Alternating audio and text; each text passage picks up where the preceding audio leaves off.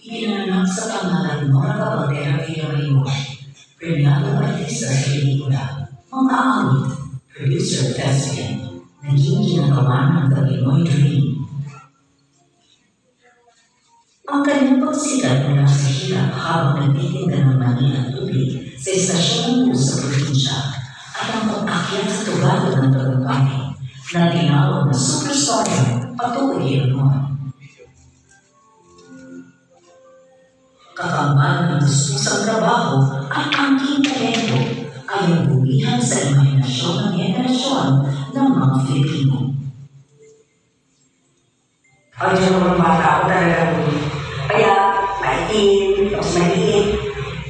Parang, kasi yung sumuha yung mga season ba? Ang talagang ginawa ko para magpatrabaho ay ang aking pagkanta.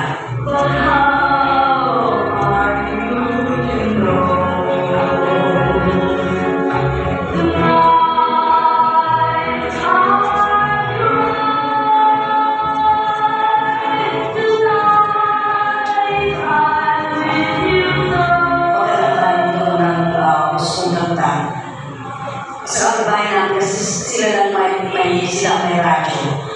Iniinom ko yung kanilang radyo, tapos sa radyo ako nag-aaral ng kanta. Tinawag ko kung patututuin yung COVID ng kanta.